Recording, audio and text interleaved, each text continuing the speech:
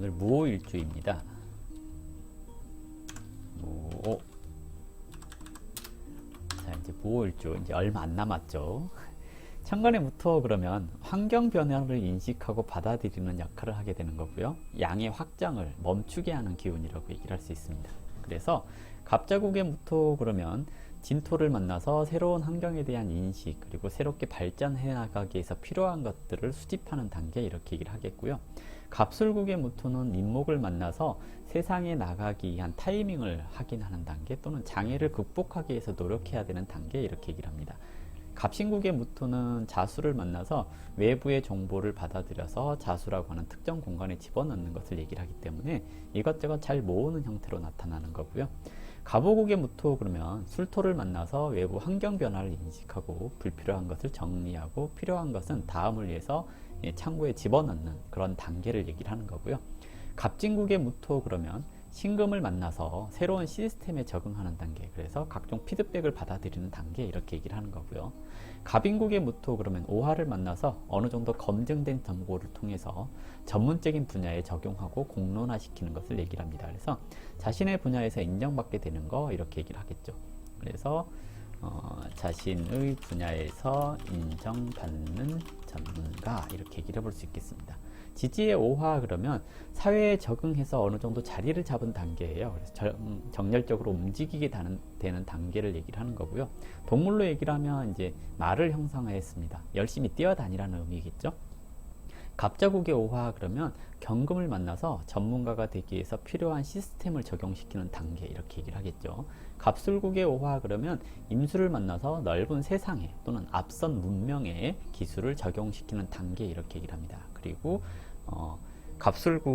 갑신국으로 넘어가게 되면 그 전에 받아들였던 선진 문물을 적용해야 되기 때문에 숙성 과정이 필요합니다. 그래서 공망이라고 하는 걸로 한 템포 쉬어가는 것을 얘기를 하겠고요.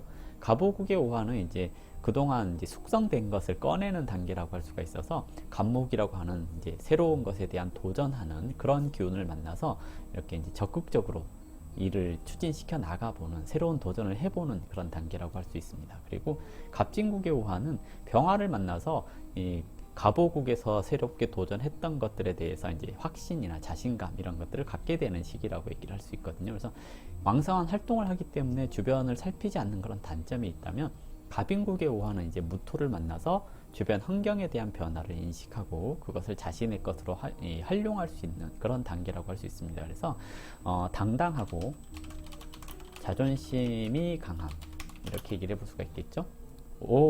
외부의 변화를 인식하는 무토 그리고 자신의 전문성을 가지는 오화 이 두 개가 만났기 때문에 때와 장소에 맞는 말을 하는 일주 이렇게 얘기를 해볼 수 있을 겁니다. 자신이 알고 있는 정보를 잘 활용하고 이것을 확산, 공론화 이런 거 시키는 걸 좋아하는 사람 그래요. 그래서 정보를 공론화한다 뭐 이렇게 얘기를 해볼 수가 있겠고요. 그리고 내가 알고 있는 것을 다 이제 얘기하는데 대체적으로 팩트를 얘기를 하는 경우가 많아요. 그래서 팩트를 이야기하니까 논란의 중심에 선다 이렇게 얘기를 해볼 수도 있겠죠. 그래서 좀 그 무오일주 같은 경우에 항상 보면 주변에 논란의 중심에 서 있는 경우가 많아요. 근데 대부분이 자신이 스스로가 검증해본 내용들을 얘기를 하는 것이기 때문에 그것들이 그 잘못된 정보라거나 그러진 않는다는 얘기거든요. 그래서 가까운 사람들과도 좀 잘 다툰다거나 그럴 수도 있는 일주가 무오일주라고 얘기를 할 수 있습니다. 지지에는 이제 병화, 정화, 기토 이런 게 같이 함께하고 있거든요. 정화는 정인이고 병화는 편인이잖아요. 정인의 합리성, 논리적인 성향, 그리고 편인의 자기 기분에 따라 행동하는 모습, 그리고 겁재의 상대방에 대한 인식 체계 이것이 함께 뭉쳐있기 때문에 합리적인 듯 하면서도 논리적이지 못하고 정에 이끌리게 된다거나 또는 상대방을 이해하기도 하지만 경쟁하는 심리 때문에 좀 자존심이 강하다거나 그러는 경우가 나타날 수가 있어서 종교적인 성향으로 나타나기도 합니다. 그러니까 종교인이 된다거나 그러는 경우들도 있다라는 얘기이기도 하고요. 남을 가르친다거나 뭔가 이렇게 따지고 든다거나 그러는 것들을 좀 많이 잘하는 사람이라고 얘기를 해볼 수 있습니다. 항상 그래서 정인이 있다라는 것은 일지에 정인을 두었다라는 것은 어떤 일을 하든지 있어서 자기가 좀 품위 있게 행동을 한다거나 또는 뭔가 남들한테 그럴싸하게 좋아 보이는 이미지를 보여주기 위해서 노력한다는 얘기인데요. 정인의 이면에는 항상 계산적인 게 깔려 있어요. 내가 욕먹지 않게 행동하겠다 또는 나한테 도움이 되는 일만 하겠다 이런 것을 얘기를 하거든요. 그래서 항상 자상해 보이고 넉넉해 보이지만 남을 돕는 것에 있어서 손해나는 행동을 하지를 않아요. 행동을 하지 않음, 이렇게 얘기를 해볼 수 있겠죠.